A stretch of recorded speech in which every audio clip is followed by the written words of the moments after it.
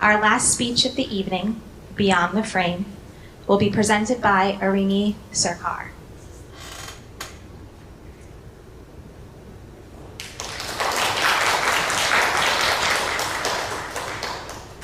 My first pottery class was exactly what you would expect. A hot mess. Clay was flying everywhere. At first, I was trying to center the clay, but however much I tried, my hands were either too close together or my elbows were flying all over the place. It's not like this with painting. Painting is the epitome of elegance. But pottery, it is chaos. After centering the clay, my instructor, Jess, began to explain the next step. Sponge taco and handgun? The sponge taco is when you use a circular sponge wrapped around an index finger to shape the outside of the pot. The handgun is when you use your fingers to support the inside. Hopefully, these techniques would turn my puddle of clay into something recognizable. But why does my cup look like a bowl? Every piece is designed to look like I have absolutely no idea what I'm doing. But I realized pottery was a totally different viewpoint on the way that I looked at art. Wild messes and hands-on work reminded me that all art doesn't come from perfect brushstrokes or copying references exactly. Art isn't about perfection. It is also about expression. And expressing ourselves through art is a way to understand the world around us. It is essential to celebrate the diversity of art, allowing us all to express ourselves and the world we live in a unique way. So tonight, I will talk to you about how arts allows us to understand history, see its diversity in see how it impacts us, and see its diversity in the people and communities who came together to create it. Whenever I go to museums, I feel like art is an extension of the artist's pain or suffering or happiness. And you can clearly see this in the pieces based on what colors they used or what line work they used. Their art tells stories of what they wanted to share. And that's what makes it so diverse.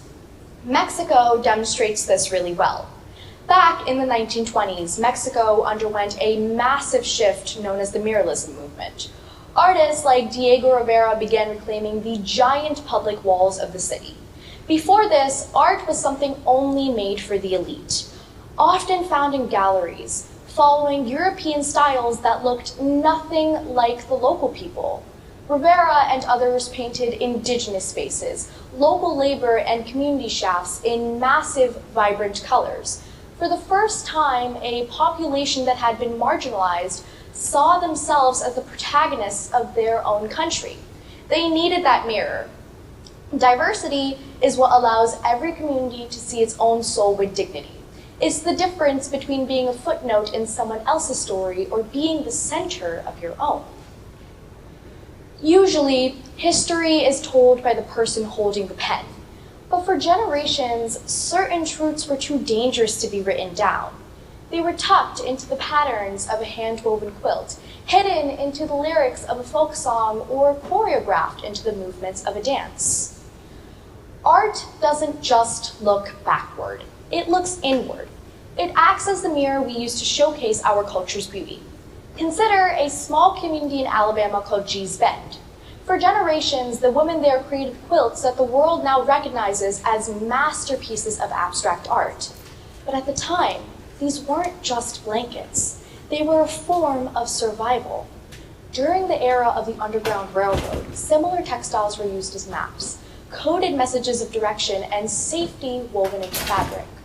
Because a written map would have meant a death sentence, men and women could place their very freedom into the stitches of their quilts.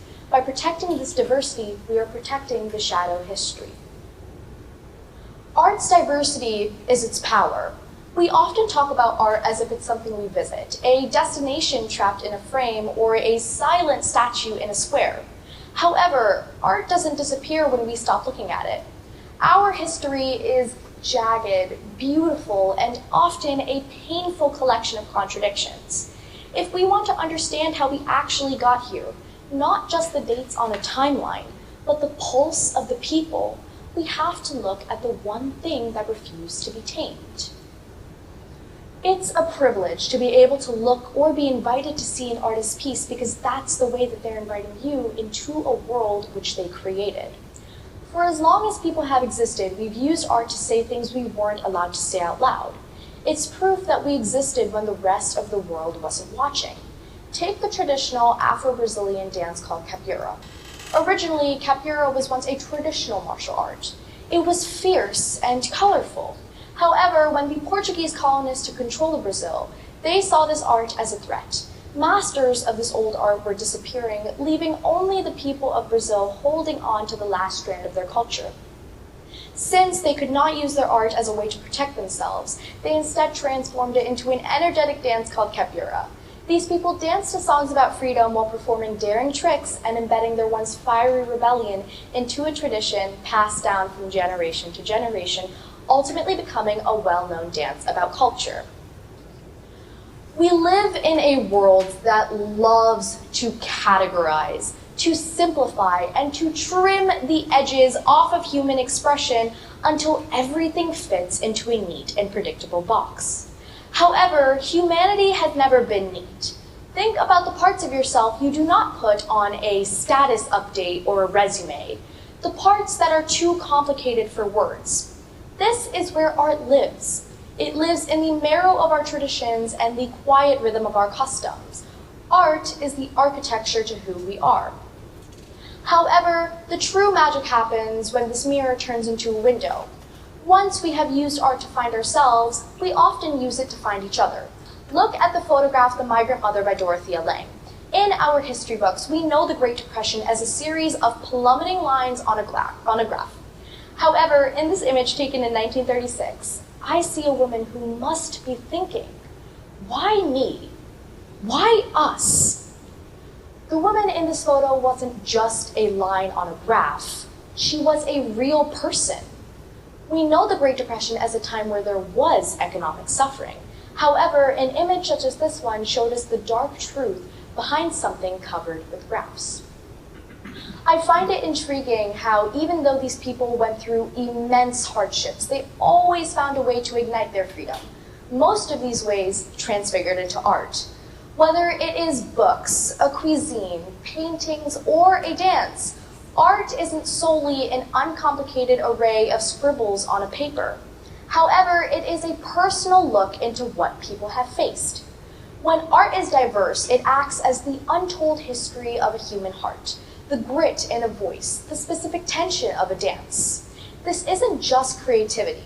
It is a form of defiance. It is a way of saying, I am here, I am different, and you cannot erase me. Thank you.